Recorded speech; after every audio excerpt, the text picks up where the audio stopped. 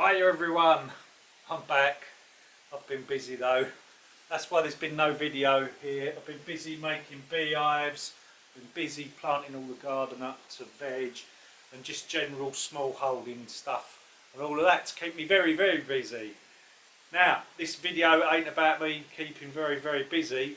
It's about me being as tight as a camel's chuff in a sandstorm and not wanting to pay for any fertiliser to help my veg grow. Now today's job is getting the soil ready in the polytunnel so I can grow peppers, melons and cucumbers.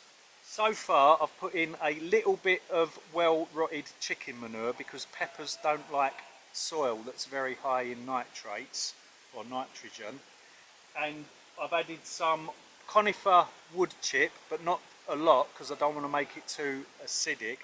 Now here's my pile of conifer wood chip that got delivered, I think it was early winter. I get this from the lumberjack who I work for.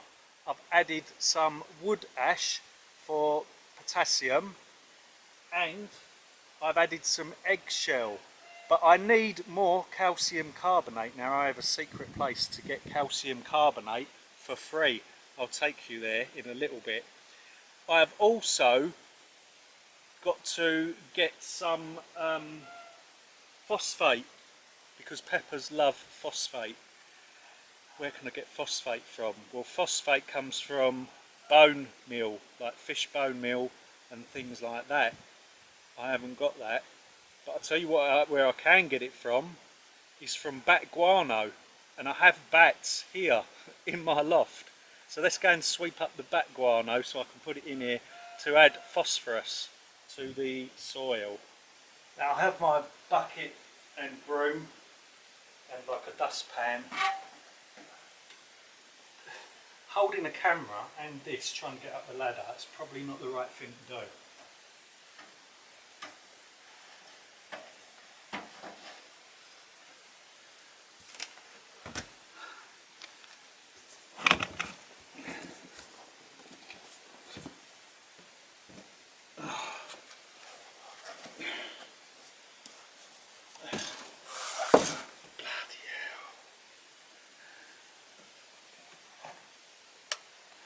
Some lights up here. Oh my god, there's loads. There is loads of it. When the lights get a bit brighter, because their bulbs have got to warm up. Whoa. I will show you how much there is. Oh, there's a lot. Do you know, I haven't been up here for ages. It's probably been like nearly 2 years. I was up here last when there was a few leaks. Right, I'm going to get this bat poo swept up. You can see, look, there's quite a lot of it on the floor there. We have a hole over here, you can see that, and that's where we put that hole in there to let the bats come in and out when we had our fascia boards replaced, because there was holes in the fascia boards that they was getting through, and obviously new fascia boards blocked it up. It's lovely having bats. They eat so many mosquitoes or gnats, whatever you want to call them, that it's like doing us a real big favour. Now the rule is you mustn't disturb the bats really because they're protected, but look at this.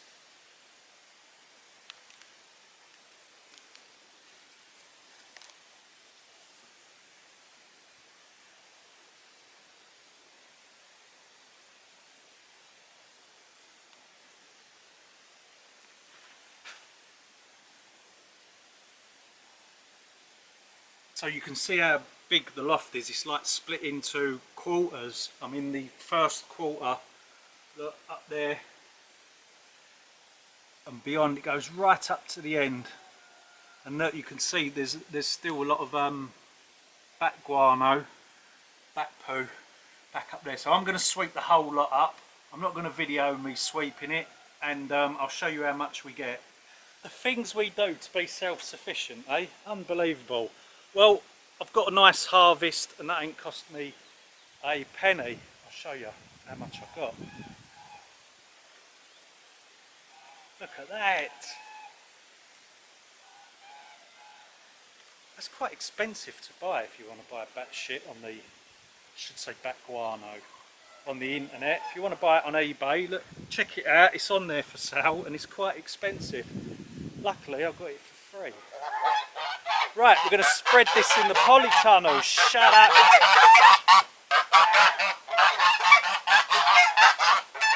Now, thinking about it, I probably should have had a mask on up there and gloves or something like that. Some sort of PPE. If there's a new strain of COVID or something that's come from bats, you can blame me. Let's get this spread.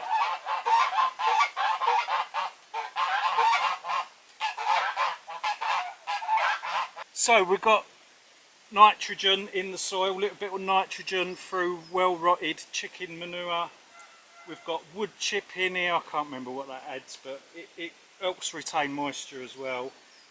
We've got ash from the fire, which adds potassium to the soil. We've got our bat guano, which is phosphorus. All we need now is a good dose of calcium carbonate. Let's go and get that now. So we need to get into the car for this next bit. And not even the energy to drive there has cost me a penny, because we've got a special box called a Zappy that transfers any surplus solar energy directly into the car.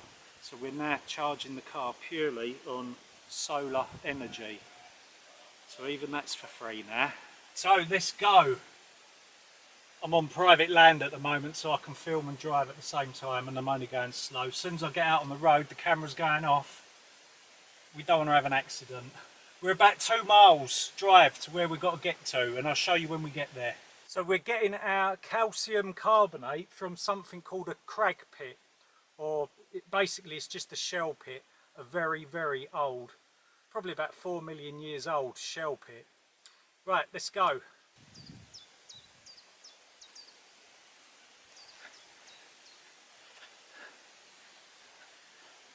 You can see this is really rich in ancient shells. So it's going to have loads of calcium in it.